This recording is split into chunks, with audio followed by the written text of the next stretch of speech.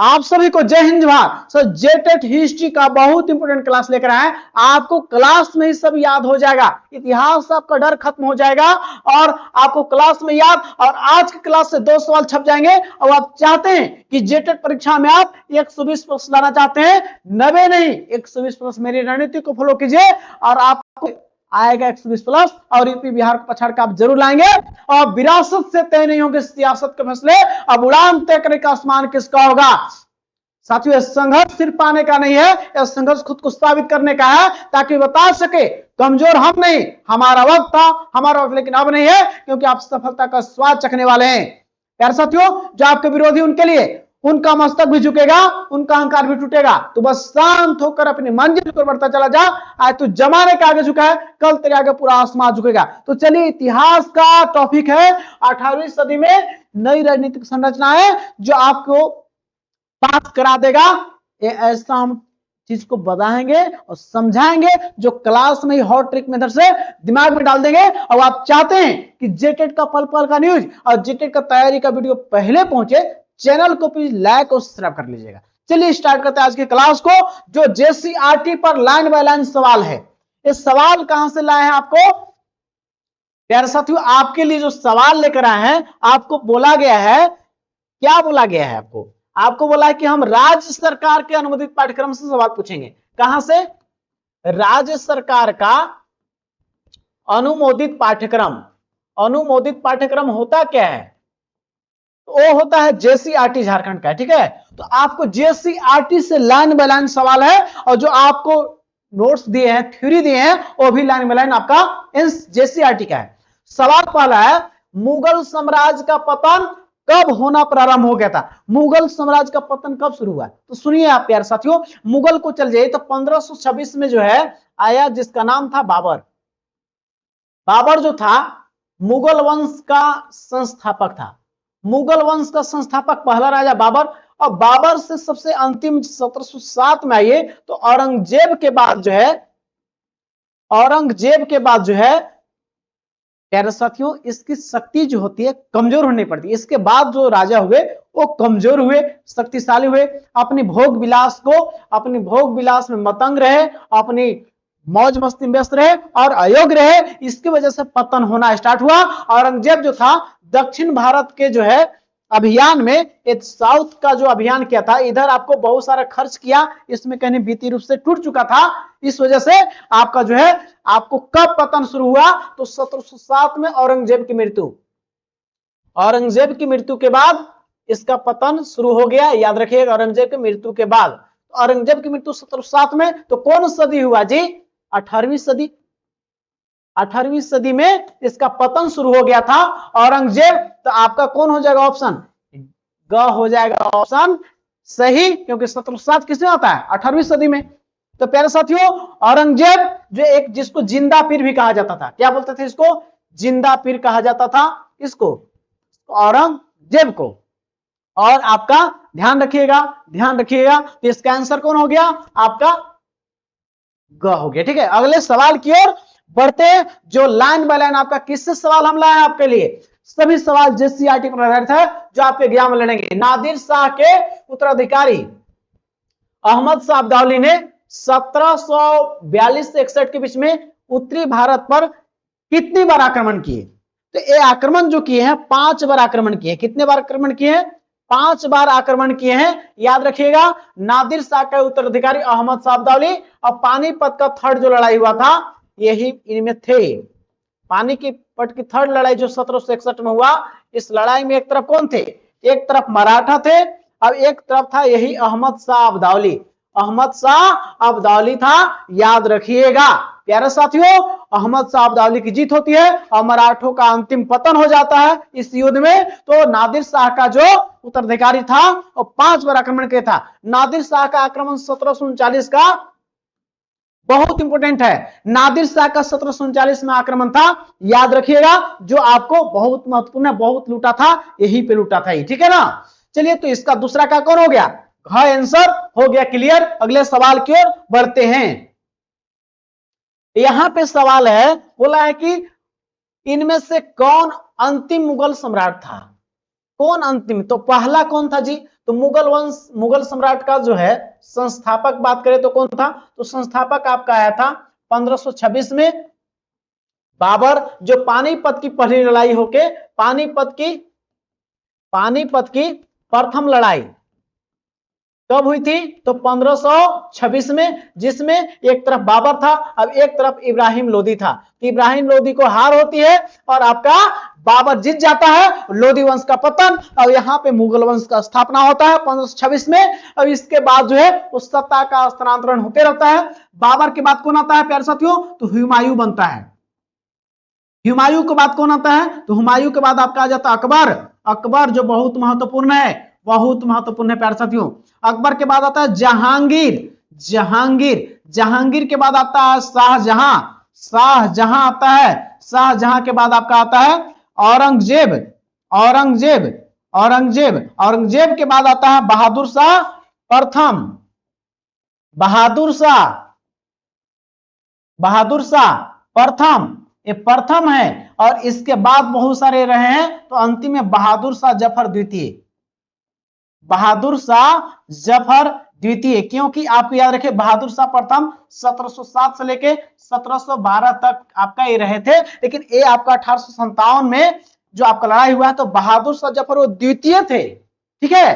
पहला कौन थे 1707 से 12, तो बहादुर शाह जफर एकरा में दिया है। तो अंतिम मुगल शासक बहादुर शाह जफर, और बहादुर शाह जफर 1 और 2 दोनों रहे, तो आप द्वितीय मारना है, तो आपको बहादुर शाह जफर हो जाएगा आंसर। तो मुगल का संस्थापक कौन था, संस्थापक पूछेगा मुगल वंश का, तो आपको इसको मार देंगे अकबर। जो प्यारे साथियों बहुत इंपॉर्टेंट है, पानीपत की जो सेकेंड लड़ाई हुई थी 1556 में, इसका योगदान था, याद रखिएगा।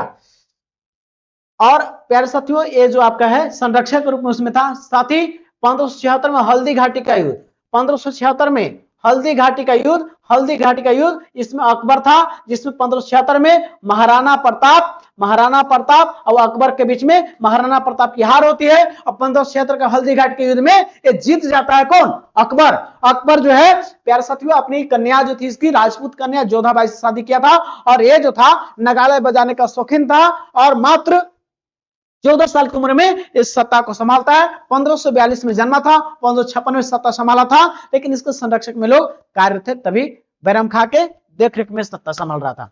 अकबर जो प्यारे साथियों दीन इलाही धर्म शुरू किया था, दीन इलाही धर्म, जिसका मुख्य पुरोहित भी था। साथ ही इन्होंने है, याद रखिएगा अकबर जो है प्यारे साथियों नवरत्न इसके दरबार में रहते थे, तानसेन, बीरबल, ये सब किसके दरबार में थे, अबुल फजल, ये सभी इसी के दरबार में होते थे। मोहम्मद शाह रंगीला बादशाह कहते हैं भी उत्तर मुगल शासक है। जैसे आप यहां शुरू होगा ना, तो उत्तर बहादुर शाह जफर आपका औरंगजेब के बाद जो शुरू होता है ना, वो उत्तर मुगल शासक बोले जाते हैं, कम शक्तिशाली थे वो लोग, ठीक है ना।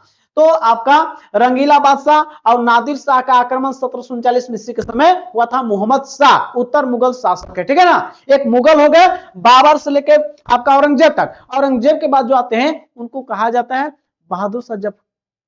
आपका बहादुर शाह जफर से शुरू होगा और बहादुर जफर द्वितीय तक अंतिम तक जाता है, वो सब उत्तर मुगल शासक है जो कम शक्तिशाली थे, ठीक है ना।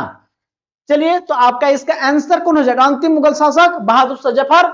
याद रखिएगा इनको जो है 1857 की क्रांति के बाद इनको 1862 में रंगून भेज दिया गया था, रंगून म्यांमार में, और इनको वहीं पे मृत्यु हो जाता है समुद्र पार। बहादुर शाह जफर द्वितीय, यहाँ पे जफरे दिया है, ठीक है ना। तो आपको हो जाएगा डी हो जाएगा करेक्ट। चलिए अगले सवाल की ओर बढ़ते हैं, प्यार से ध्यान देते हैं। सवाल अगला है प्यार साथियों, बोला है सवाल क्या, ध्यान दीजिएगा। बोला है कि तख्ते हाउस और कोहिनूर हीरा को विदेशी आक्रमणकारी भारत से लूटकर कौन ले गया, वो कौन था जो लूट के ले गया। तो आपको तख्ते हाउस और कोहिनूर हीरा जो है ये दोनों को जो था ये 1739 में नादिर शाह जो था वो आक्रमण करके ले भागा था। कौन ले गया था, नादिर शाह जो आक्रमण करके ये आपको ले लूट गया था, बहुत सारे धन को लूटा था यहां से, और यहां तहस नहस करके चल गया था। और आपको अहमद शाह, इसका कौन आंसर हो जाएगा आपका ख, नादिर शाह 1739 का आक्रमण कोई भूल नहीं सकता है। तख्ते हाउस मयूर सिंहासन को लूट के लेके चल गया था। चलिए तो यहाँ पे 4 का यहाँ पे हो जाएगा सही। अगले सवाल की ओर बढ़ते हैं। सवाल अगला प्यारे साथियों आपके बीच में है। सवाल कहता है हिस्ट्री के वैसे सवाल है जो जेसीईआरटी का लाइन बाय लाइन सवाल है, यही एग्जाम में छपेंगे भी। आप क्यों बेचैन है, क्यों आप टेंशन में पड़े हुए हैं, आप यही पढ़िए, यही सवाल आएगा जेसीईआरटी का। अगला सवाल है कि जाटो, राजपूतों, मराठों और सतनामियों को तथा सिखों का विद्रोह किस मुगल शासक के समय हुआ? तो प्यारे साथियों ये साउथ में विजिट था, उसमें औरंगजेब के समय होता है। आपका जहांगीर के समय नहीं होता, शाहजहां के नहीं होता, औरंगजेब के समय होता है। किसके समय? आपका ग हो जाएगा। कुछ जहांगीर के बारे में सुन ली। इसके समय चित्रकला जो था ना वो बड़ा पॉपुलर था। चित्रकला जो था ना ये उसके समय बहुत उच्च कोटि के था। इसके समय जो है वास्तुकला का स्वर्ण काल कहा जाता है। किसके समय? शाहजहां। यही ताजमहल का निर्माण करा, बहुत सारे जो है निर्माण यही करवाया है शाहजहां। ठीक है, ध्यान रखिए, जहांगीर का लड़का था। औरंगजेब, जिंदा पीर और अकबर जानते ही है कि आपका हल्दी घाटी का युद्ध लड़ा है और आपका दीन इलाही धर्म और सभी धर्म को मिलाकर चलते नगाड़ा बजाने का शौकीन था और यही नवरत्न रखता था। तो आपका हो जाएगा जाट, इसमें औरंगजेब के समय आक्रमण विरोध हुआ था। 5 का ग। अगला सवाल आपके खाली स्थान। ये देखिए सभी सवाल जो है ना हम लाए हैं कहां से? तो आपको जेसीईआरटी से लाइन बाय लाइन चीजों को ले आए हैं। सवाल यहां पे है खाली स्थान भरना छठा में। ठीक है, क्या है? पहला सवाल है स्वतंत्र हैदराबाद राज्य का संस्थापक कौन था? देखिए जैसे पता है कि 1707 में औरंगजेब की मृत्यु होती है तो अलग अलग क्षेत्रों में से अवध में नया उत्पन्न होगा, फिर बंगाल भी स्वतंत्र हो जाता है, वहां पे नहीं देता है दिल्ली को टैक्स, फिर आपको हैदराबाद, फिर आपका सिख लोग अलग स्वतंत्र होते गए, फिर आपका मराठा लोग, इनका उत्पत्ति होता है 1707 के बाद बहुत बेहतरीन रूप से उत्पन्न होते हैं। क्यों? क्योंकि उसमें औरंगजेब एक केंद्रीय सत्ता कमजोर हो जाती है। तो यहाँ पे हैदराबाद का संस्थापक 1724 में हुआ था जिसका नाम था निजाम उल मुल्क। निजाम उल मुल्क जो था यही संस्थापक था हैदराबाद का 1724 में। फिर अगला है कि अवध राज्य का अंतिम शासक। तो अवध राज्य का जो है इसका कौन था? वाजिद अली शाह। वाजिद अली शाह जो था, वाजिद अली शाह ये था आपको अंतिम शासक था अवध का। तो इसका पहला कौन था? तो पहला इसका अवध का कौन था जी? पहला था जिसका नाम शहादत खां। सआदत खां, सआदत खान किसका पहला था? तो अवध का पहला शासक कौन था? सआदत खान। और इसका अंतिम कौन था? वाजिद अली शाह। फिर है मुर्शिद कुली खां। बंगाल की राजधानी कहां चले चल गया? तो सबसे पहले राजधानी तो था ना ढाका था और ढाका से मुर्शिदाबाद हुआ। सवाल पूछ देता है कि कहां से कहां राजधानी बंगाल का हुआ? मुर्शिदाबाद से फिर मुंगेर होता है। ये कौन कौन के इसको याद रखेगा। तो ढाका से मुर्शिदाबाद किया था मुर्शिद कुली खां, मुर्शिद कुली खां। और फिर आपको मुर्शिदाबाद से मुंगेर कौन किया था? मुर्शिदाबाद से मुंगेर जो किया था, ढाका से मुर्शिदाबाद किया कौन? मुर्शिद कुली खां। मुर्शिदाबाद, मुर्शिदाबाद। अब सवाल, ये तो सवाल हो गया कि मुर्शिद कुली खां बंगाल की राजधानी ढाका से मुर्शिदाबाद लेने चल गया था। लेकिन अब सवाल पूछ देगा कि मुर्शिदाबाद से मुंगेर कौन राजधानी क्या था? मुर्शिदाबाद से मुंगेर ये कौन किया था? आप इसको कमेंट करेंगे, आपके लिए कमेंट का सवाल रह गया कि आपका इंतजार करेंगे कि ढाका से मुर्शिदाबाद तो क्या मुर्शिद कुली खां, लेकिन मुर्शिदाबाद से मुंगेर कौन किया था? तो आपका हो गया इसका आंसर। अब यहां पे बोला है कि मुगल काल में यानी कि मुगल समय में डॉट डॉट खाली स्थान को भरना को वतन जागीरी मिली थी। तो किसको मिला था? राजपूतों को वतन जागीरी मिली थी। वतन जागीर क्या होता है? वतन जागीर होता है, बोलता है वतन जागीर में ना, वतन जागीर बोलता है कि ठीक है तुम राजा रहेगा और तुम्हारे संतान भी राजा बनेंगे, लेकिन हमको तुम टैक्स पहुंचा भी रहना और हमारा सम्मान करना, मेरा इज्जत देना, प्रतिष्ठा देना। वही वतन जागीरी खासकर मिला था। मेवाड़ तेवाड़ के जितने भी सब राज्य थे वो सबको बोला गया था। अकबर के समय खासकर ज्यादा अब वतन जागीरी मिली थी। बोला था कि ठीक है तुम हम लोग मान सम्मान दो, मेरा स्वीकार करो अधीनता और टैक्स दे रहो, तुम राजा रहेगा, तुम्हारा बेटा भी रहेगा, कोई खतरा नहीं तुम्हारा है। तो वतन जागीरी राजपूतों को मिला था, याद रखिएगा। तो आपको हो जाएगा 4 का खालिस्तान में ए। ठीक है ना। चलिए अगले इसक में बढ़ते हैं। यहां पे कह रहा है साथी देखिएगा अलीवर्दी खां। अलीवर्दी खां कौन था जी? अलीवर्दी खां का शासक किसका था? बंगाल के था। बंगाल के शासक कौन था? अलीवर्दी खां था। देखिए बंगाल में जानना है मुर्शिद कुली, मुर्शिद कुली खां को देख लीजिए आप, अलीवर्दी खां को, अलीवर्दी, फिर आपका सिराजुद्दौला, सिराजुद्दौला जो पलासी का युद्ध 23 जून 1757 ईस्वी के समय हुआ है, फिर आपको जो मीर कासिम और मीर जाफर, मीर जाफर और मीर कासिम, यही जो बंगाल के इन्हीं के इर्द गिर्द जो है इसका राजनीतिक सत्ता घूमते रहा था, ठीक है ना। चलिए अगले सवाल की ओर बढ़ते हैं। सवाल अपना अगला है 7वां नंबर, कहता है, ध्यान दीजिए, कह रहा है सवाल में कि नादिर शाह ने दिल्ली पर कब आक्रमण किया? तो नादिर शाह ने 1739 में आक्रमण किया था, बच्चा बच्चा जानता है, और यहाँ के तख्ते हाउस मयूर सिंहासन को लूट के ले चल गया था, मयूर सिंहासन को, और आपको यहां से लूट के ले चल गया था, याद रखिएगा, हीरे का आपके यहां से ले चल गया था। कब की बात है? बी ऑप्शन करेक्ट हो जाएगा, याद रखिएगा, आपको बिल्कुल भूलना नहीं है। आपके एग्जाम में प्यारे साथियों बिल्कुल छपेगा, सवाल छपेगा नादिर शाह, और नादिर शाह का ही जो है उसका वंश के था और अहमद शाह अब्दाली जो 1761 का पानीपत का तीसरा लड़ाई लड़ा था, तो 7 का ये हो गया। अगले सवाल की ओर बढ़ते हैं। सवाल अगला आपके बीच में है, कह रहा है सवाल आपका ऐसे कि अंग्रेजों ने अंतिम मुगल सम्राट को कहां भेज दिया था? तो आपको पता है प्यार से, तो 1857 की क्रांति जो हुआ था, तो उसके बाद इनको रंगून भेज दिया गया था। रंगून जो म्यांमार में है, म्यांमार में है, जिसको हम लोग बर्मा पहले बोलते थे, अभी म्यांमार नाम हो गया। और ये इनके सामने ही बहादुर शाह जफर हुए, कौन है?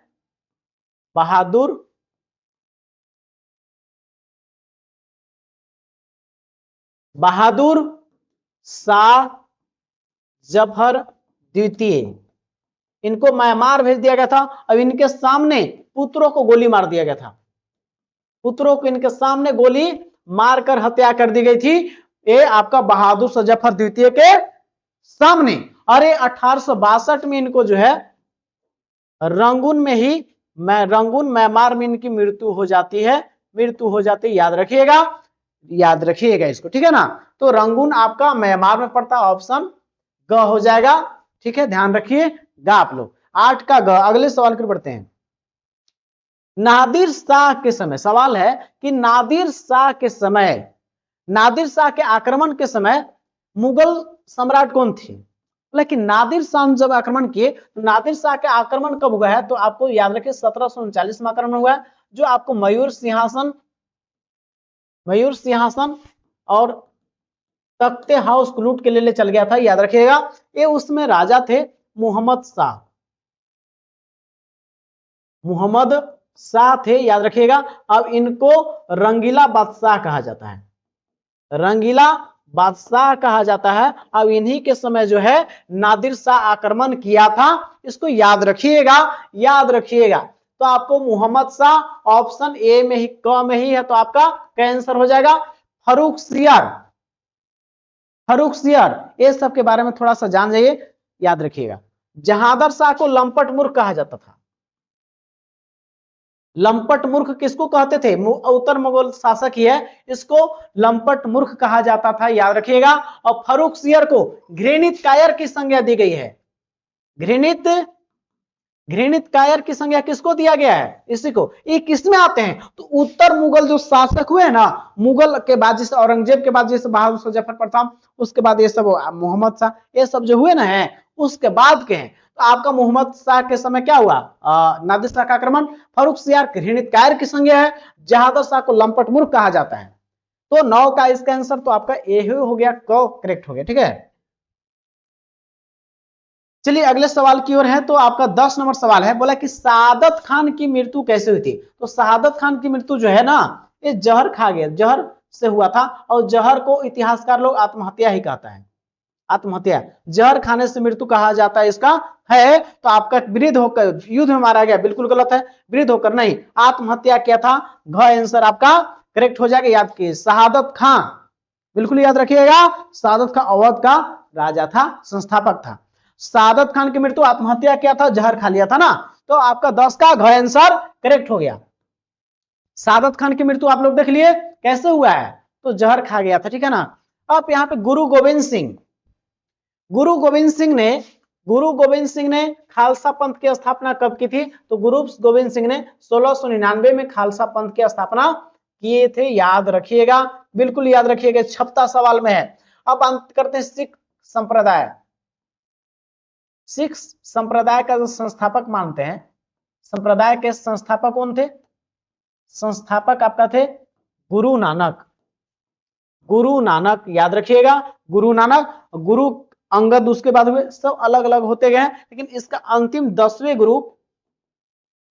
गुरु या सिखों के अंतिम गुरु पूछा जाएगा, सिखों के अंतिम गुरु पूछा जाएगा तो गुरु गोविंद सिंह, गुरु गोविंद सिंह याद रखिएगा। और खालसा पंथ इनसे जुड़ा हुआ बहुत पूछता है, खालसा पंथ का संस्थापक यही है, तो आपका ऑप्शन कौन दिया है, ग में हो जाएगा, करेक्ट टिक कर देंगे, याद रखिएगा, याद रखिएगा। चलिए 11 का ग हो गया, अगले सवाल की ओर बढ़ते हैं। शिवाजी के व्यक्तित्व पे, शिवाजी के व्यक्तित्व पे सर्वाधिक प्रभाव किसका पड़ा था, तो शिवाजी के जो है सर्वाधिक, उनके व्यक्ति पर्सनालिटी पे सर्वाधिक प्रभाव किसका पड़ा था, तो याद रखिएगा इनकी माताजी जिनका नाम था जीजाबाई, और इनके कोंडदेव थे, उनके आधार कोंडदेव, इनके आध्यात्मिक गुरु कोंडदेव का जो था ज्यादा पड़ा था, लेकिन इनकी माता का इनके व्यक्तित्व पे ज्यादा प्रभाव पड़ा था। और इनके पिता का नाम बात करें तो शाहजी भोसले थे, शाहजी भोसले इनके पिताजी थे। और इनके गुरु जो थे गुरु रामदास, इनके गुरु कौन थे, रामदास, इसको याद रखिएगा, याद रखिएगा, याद रखिएगा।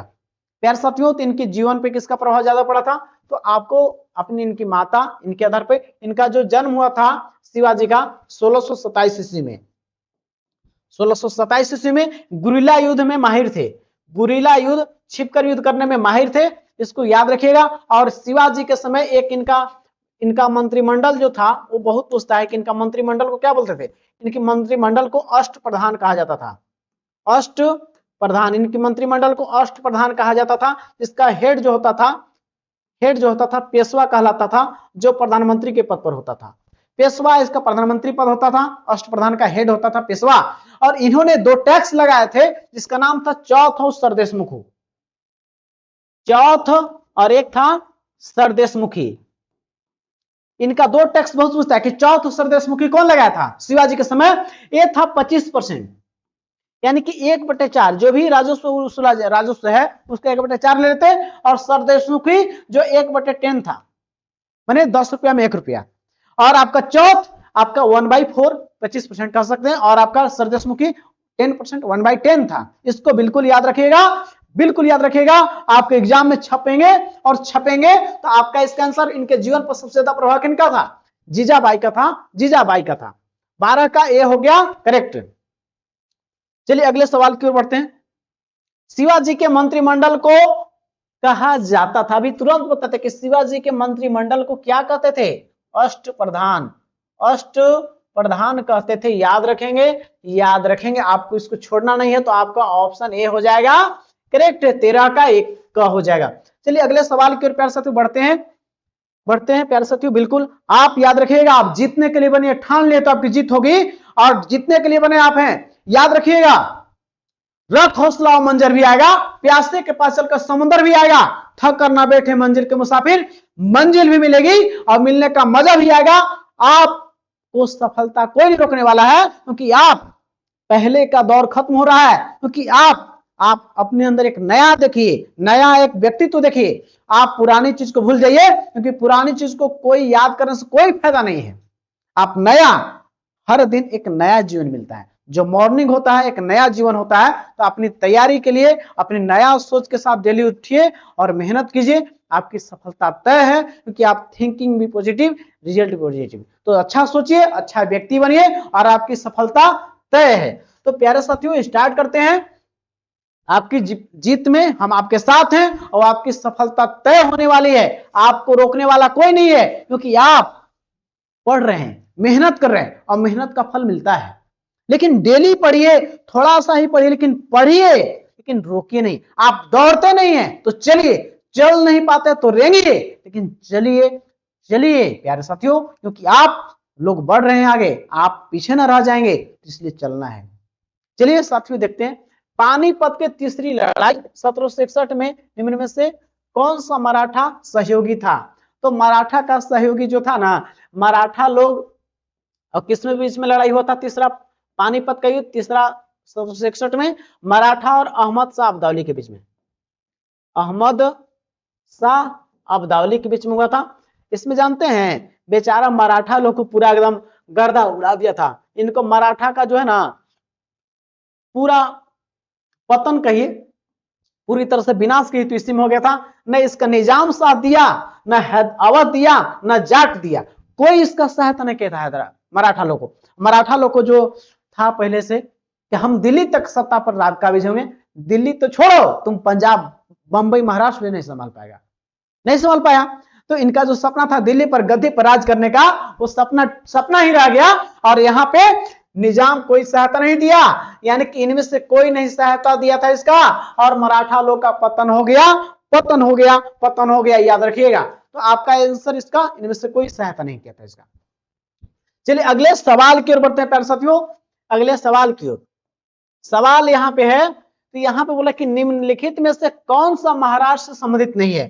तो महाराष्ट्र से तुकाराम का भी संबंध है, रामदास गुरु थे इनके, शिवाजी के, एकनाथ का भी, और नानक का संबंध पंजाब से है, पंजाब से है। और ये सिख धर्म के संस्थापक हैं, सिख धर्म के संस्थापक, प्रथम गुरु कहिए या संस्थापक कहिए, सिखों के कौन थे? गुरु नानक। इनका पंजाब से संबंध है, तो ये आपका नहीं होगा 15 का घ। चलिए अगले सवाल की ओर बढ़ते हैं। मुर्शिद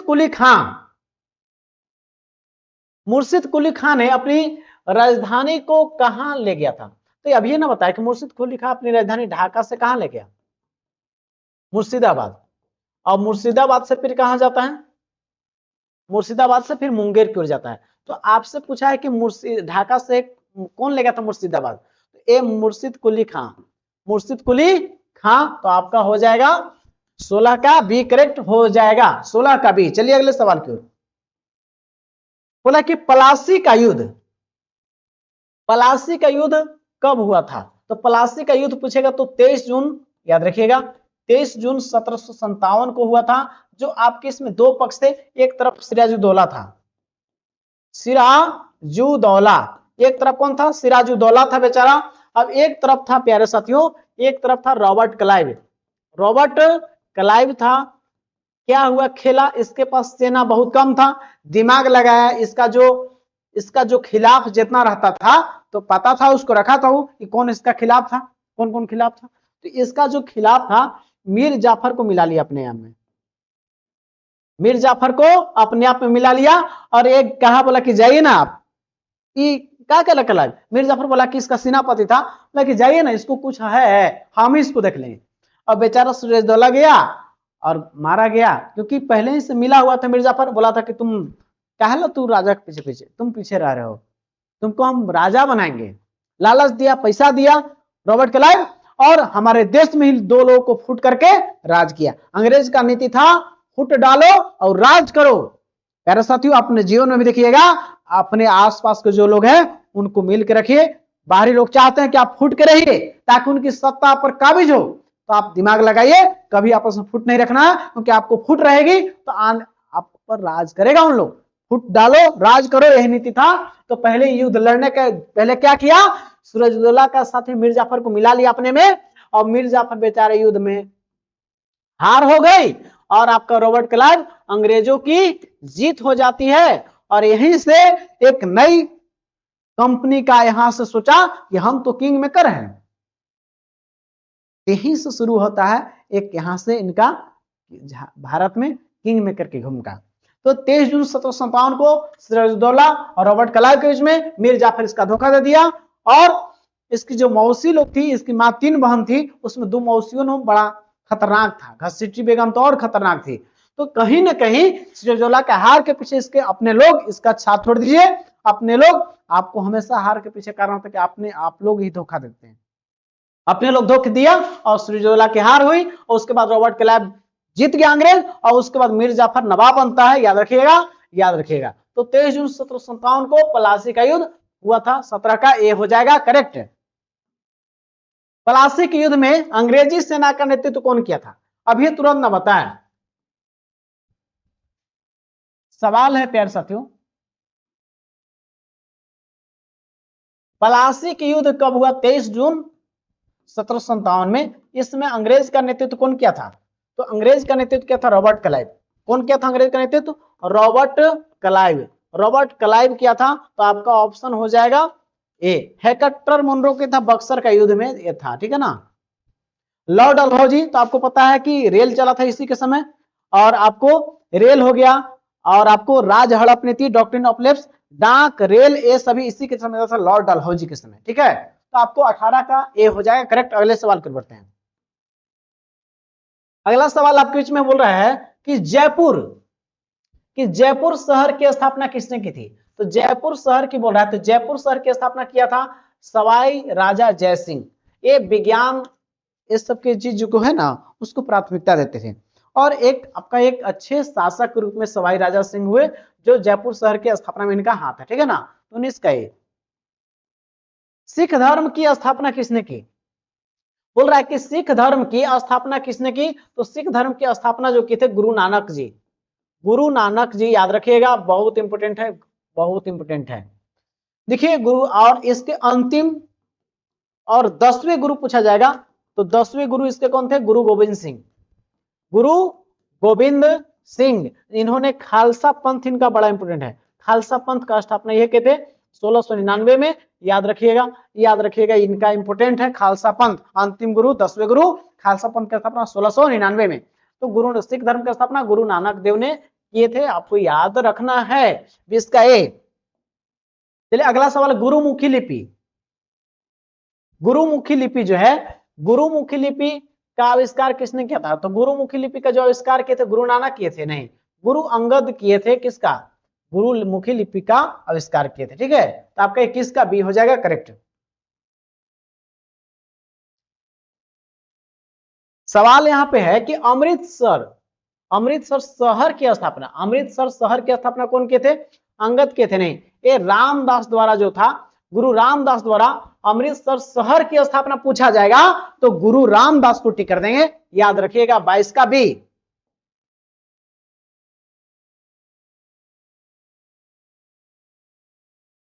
चलिए अगला सवाल आपके बीच में प्यार साथियों कह रहा है कि अमृतसर में स्वर्ण मंदिर हरमिंदर साहिब, याद रखिएगा अमृतसर शहर नहीं, हरमिंदर साहिब पूछा जाएगा, तो हरमिंदर साहिब का किए थे गुरु अर्जुन देव।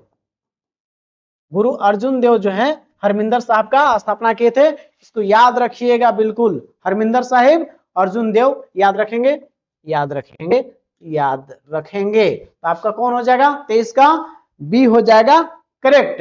रामदास को नहीं करेंगे, ठीक है। औरंगजेब ने, सवाल है कि औरंगजेब ने सिखों को किस गुरु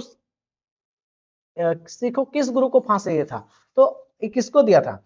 तो औरंगजेब जो फांसी दिया था ना, वो फांसी दिया था गुरु तेग बहादुर जी को फांसी दिया था। किसको फांसी दिया था? गुरु तेग बहादुर को।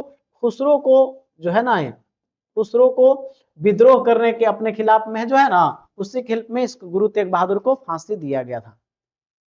खुसरो इसका आंसर हो जाएगा, ठीक है। अब इसमें से जो है इसका हम लोग 24 का डी हो जाएगा करेक्ट। याद रखिएगा, एक याद रखिएगा कि जहांगीर किसको फांसी दिया था? जहांगीर किसको फांसी दिया था? वो आपका क्या है? वो भी सिख गुरु। कौन सिख गुरु थे जिनको फांसी कौन दिया था? वो फांसी दे दिया था आपको और जहांगीर दिया। औरंगजेब किसको दिया? तेग बहादुर साहब को। 24 का डी हो गया करेक्ट। सवाल आपका 25 नंबर है, खालसा पंथ की स्थापना किसने की? तो खालसा पंथ 1699 में स्थापना हुआ, जिसका औरंगजेब खालसा पंथ के गुरु गोविंद सिंह किए थे। तो आपका इसका 25 का सी हो जाएगा करेक्ट। अगले सवाल की ओर बढ़ते हैं।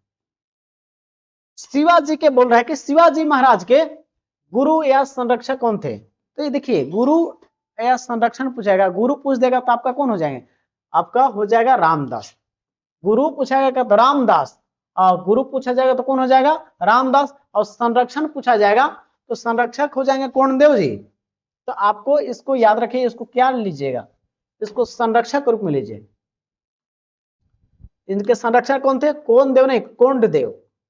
कोंडदेव इनके क्या थे? संरक्षक थे और रामदास इनके गुरु थे। तो आपका हो जाएगा 26 का बी टिक कर देना है। चलिए अगले सवाल की ओर बढ़ते हैं। शिवाजी के मंत्रिमंडल, शिवाजी के मंत्रिमंडल दरबार को क्या कहा जाता था? तो सब जानते हैं, अष्ट प्रधान कहा जाता था। अष्ट प्रधान इनके मंत्रिमंडल को, और जिसका हेड पेशवा हुआ करता था। क्या होता था? पेशवा, जो प्रधानमंत्री के पद के बराबर होता था। अष्ट प्रधान आपको 27 का ए टिक कर देंगे, जो जेसीईआरटी का लाइन बाय लाइन सवाल प्यार साथियों आपके बीच में लाए हैं।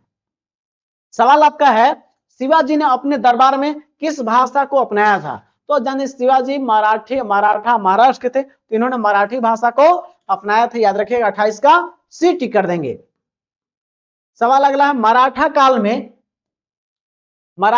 में कौन से कर वसूले जाते थे? आपको बोले कि चौथ मैंने क्या होता है? 4, यानी कि 1/4 वसूले जाते थे। 1/4 वसूले जाते थे। ठीक है। एक सरदेशमुखी था, याद रखिएगा, जो आपको 1/10 यानी कि 10% ये होता था। 1/10 ये होता था 25%, यानी कि 1/4, यानी कि चौथ और सरदेशमुखी दोनों था। आपको ऑप्शन सी टिक कर देंगे। डायरेक्ट पूछता है कि कौन कौन टैक्स वसूले जाते थे, तो आप आंसर कीजिएगा चौथ और सरदेशमुखी। आपका 29 का सी। सवाल अगला है, मराठा साम्राज्य के संस्थापक कौन थे? तो मराठा साम्राज्य के संस्थापक कौन थे? बच्चा जानता है, ये शिवाजी थे, जिनका नाम 1627 में हुआ था। याद रखिएगा। चलिए 30 का ए हो गया करेक्ट। चलिए आज का लास्ट सवाल आपके बीच में लेकर आए हैं, जिसका नाम है जाट राज्य। बोले कि जाट राज्य की स्थापना किसने की थी? जाट राज्य की स्थापना किसने की थी? आप लोग टिक कीजिए। तो चूड़ामन सिंह और बदन सिंह। तो हाँ, चूड़ामन सिंह बदन सिंह दोनों मिलकर किए थे। याद रखिएगा। गुरु नानक सिख धर्म के संस्थापक थे, या सिखों के पहले गुरु है। सिखों के पहले गुरु कौन हुए? यही हुए। याद रखिएगा। सवाई जय सिंह जयपुर शहर की स्थापना किए थे। जयपुर शहर की स्थापना किसने किया था? सवाई जय सिंह। याद रखिएगा। साथ ही शिवाजी मराठा राज्य के संस्थापक थे। मराठा राज्य के संस्थापक शिवाजी। तो आप चारों ऑप्शन देख लिए। आप चूड़ामन सिंह बदन सिंह जाट राज्य से, गुरु नानक सिख धर्म के संस्थापक, सवाई जय सिंह जयपुर शहर की स्थापना की थी, और इन्होंने विज्ञान पर ध्यान दिया था अपने क्षेत्र में, विज्ञान साइंस पे। मराठा राज्य का संस्थापक शिवाजी थे। चौथ सरदेशमुखी वसूला जाता था। इनके माता जी थे जीजाबाई, जिनका व्यक्तित्व पर बहुत बड़ा प्रभाव था। पिताजी शाहजी भोसले, और इनके गुरु थे रामदास, और इनके संरक्षक थे कोंडदेव जी। मेरे साथियों, इस वीडियो को आप देखे होंगे तो आप इस जो जेसीईआरटी का लाइन बाय लाइन सवाल सभी लाए थे, और आप चाहते हैं कि आप इसी प्रकार से तैयारी अपने मजबूत करें, तो आप चैनल से जुड़ जाइएगा। आपको जहां पे जेसीईआरटी पर आधारित आपको नोट्स मिल जाएंगे एसएसटी का, जिसमें हिस्ट्री हो, ज्योग्राफी हो, पॉलिटी हो, इकोनॉमिक्स हो, और इसका थ्योरी के साथ टेस्ट भी टॉपिक वाइज मिलेगा आपको। जिसका पढ़िए उसका टेस्ट भी लगाइए, वीडियो भी मिल जाएगा। जुड़ना चाहेंगे तो आप नंबर दिया हुआ देकर जुड़ जाइएगा। अभी से 2-3 बार हम आपको रिवीजन करा देंगे। और मैंने खुद ही सीटेट पास किया है, और मेरे से पढ़े हुए लोग सीटेट पास करके बिहार में शिक्षक बन गए। तो आप भी चाहते हैं कि शिक्षक बनना, तो मेरे चैनल को लाइक और सब्सक्राइब करके जुड़ जाइए। आप बनिएगा, और उनको शिक्षक बन के, मेरा यूट्यूब का लोगो में उनको फोटो लगा हुआ है, तो वहां पर भी देख सकते हैं। उस शिक्षक के रूप में बहाल हैं। आप भी चाहते हैं शिक्षक बनने का सपना रखते हैं, तो आपकी जीत पक्की है। क्यों? रख हौसला मंजर भी आएगा, प्यासे के पास चलकर समुद्र भी आएगा, थक कर ना बैठे मंजिल के मुसाफिर, मंजिल भी मिलेगी, मिलने का मजा भी आएगा। प्यारे साथियों, अब विरासत से तय नहीं होंगे सियासत के फैसले। अब उड़ान तय करा का आसमान किसका होगा? आपका होगा। क्योंकि जो चीज चाह रहे हैं उससे वक्त दे रहे हैं, समय दे रहे हैं, वक्त वसीला कर देगी जो चीज आप चाहते हैं। तो प्यारे साथियों, जीत और हार आपके हाथ में। आप ठान लिए तो आपको जीत होगी, और आप ठान लिए तो जीत आपकी होगी, क्योंकि आप जैसा सोचते हैं वैसा बनते हैं। थिंकिंग भी पॉजिटिव, रिजल्ट भी पॉजिटिव। प्यारे साथियों, इस वीडियो को अंतिम देखने के लिए तमाम साथियों को तहे दिल से धन्यवाद। जय हिंद, जोहार। आप चाहते हैं सिलेबस पूरा करना तो आप जुड़ सकते हैं, और आपकी तैयारी पक्की होगी, और आप जेटेड पास में 120 नंबर लाने वाले हैं। इस वीडियो को अंतिम तक देखने के तमाम साथियों को तहे दिल से धन्यवाद। जय हिंद, जोहार। आप सफलता का स्वाद चखने वाले हैं। मिलते हैं नेक्स्ट वीडियो में। अपना ख्याल रखें और मेहनत करें। आप जीतने के लिए बने हैं। जय हिंद साथियों।